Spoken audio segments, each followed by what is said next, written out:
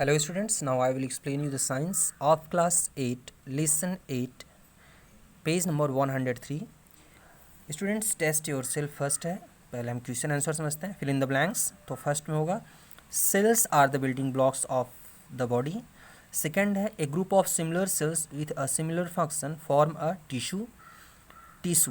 Third है many tissues combine to form an organ that carries out a particular function. और fourth है amoeba is a unicellular organism. Fifth है the largest living cell is the egg of ostrich. Students अगली heading है cell structure. अब हम cell के structure को समझेंगे. स्टूडेंट्स यहाँ एक चीज़ बहुत इंपॉर्टेंट है. जैसे हम लोगों का शरीर जो होता है, ह्यूमन बॉडी, ये तो अपने आप में कंप्लीट है. हम बहुत सारे ह्यूमन बींग्स की जनसंख्या बहुत ज़्यादा है. लेकिन अगर हम हर ह्यूमन बीइंग का स्ट्रक्चर समझें तो हमारा शरीर जो होता है ये कई सारे ऑर्गन्स का मिलकर के बना होता है.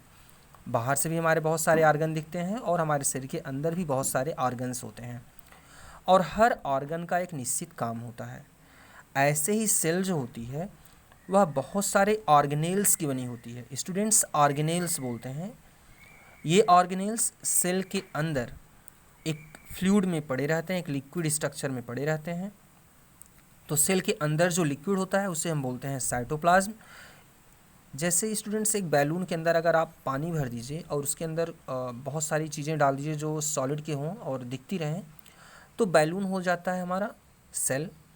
बैलून के अंदर जो हमने लिक्विड भरा हुआ है वह है साइटोप्लाज्म. और इसके अंदर जो आपने बहुत सारे स्ट्रक्चर्स डाल दिए हैं, आपने कोई सॉलिड चीज़ डाल दिया हुआ है, बहुत सारी चीज़ों को जो गोल होती हैं, स्फेरिकल होती हैं, तो ये सभी आप मान लीजिए ऑर्गेनेल्स हैं. और सेल के अंदर जितने भी ऑर्गेनेल्स होते हैं अलग अलग होते हैं और हर ऑर्गेनेल अपना अलग वर्क करता है. जैसे हमारे ऑर्गन्स अलग काम करते हैं, आँख का काम सिर्फ देखना होता है, वैसे ही सेल के अंदर जो अलग अलग ऑर्गेनेल होते हैं उनका काम अलग अलग होता है और सेल उन्हीं ऑर्गेनेल की हेल्प से अपना सारा वर्क करती है. तो स्टूडेंट्स अब हम लोग इसको डिटेल में समझेंगे. Cell structure. A brief description of all structure is given below.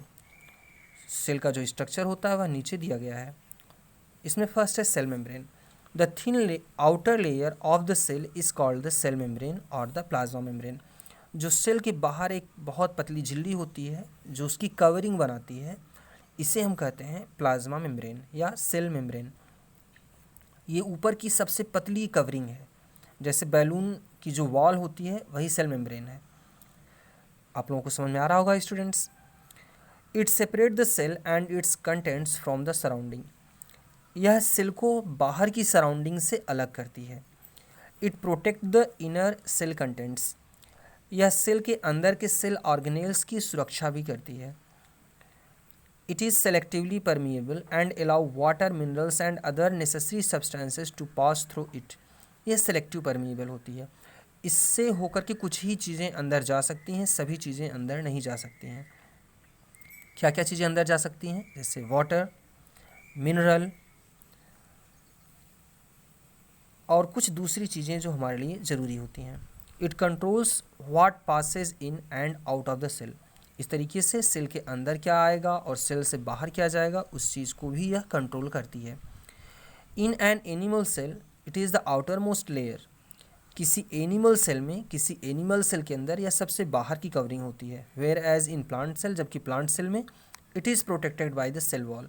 Cell membrane के बाहर भी एक वॉल पाई जाती है जिसे सेल वॉल कहते हैं और यह सेल मेम्ब्रेन की सुरक्षा करता है. तो स्टूडेंट्स फर्स्ट स्ट्रक्चर जो सेल का फर्स्ट पार्ट है वो था सेल मेम्ब्रेन. अगला है cytoplasm. Cytoplasm is a thick jelly like fluid inside the cell. तो साइटोप्लाज्म क्या होता है? सेल मेम्ब्रेन के अंदर जो लिक्विड मटेरियल है जो जेली लाइक थिक है. स्टूडेंट्स जैसे हम लोग देखो गोंद से चीज़ों को चिपकाते हैं तो गोंद जो होता है थिक होता है और जेली लाइक होता है. ऐसे ही हमारा साइटोप्लाज्म होता है, ये जेली लाइक होता है और फ्लूइड होता है. It occupies the space between the cell membrane and the nucleus.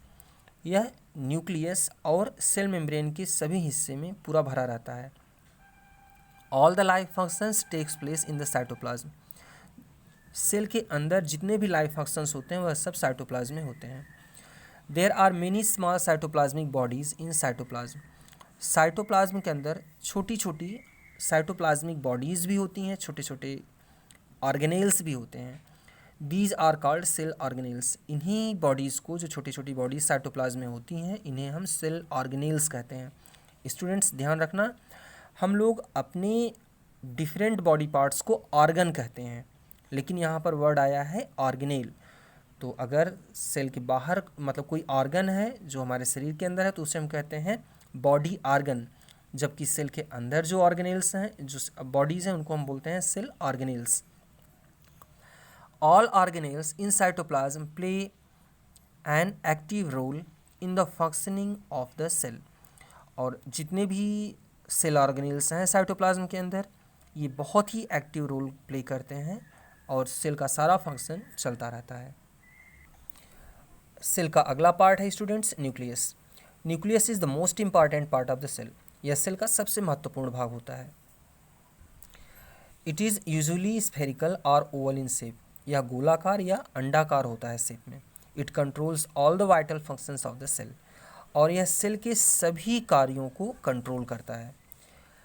जितने ऑर्गेनेल हैं सेल के, वो जो काम करते हैं वह न्यूक्लियस के ही कंट्रोल में करते हैं। The nucleus consist of following 4 parts.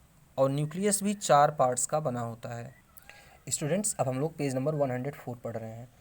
तो न्यूक्लियस के कौन कौन से पार्ट्स हैं? सबसे पहले है न्यूक्लियर मेम्ब्रेन।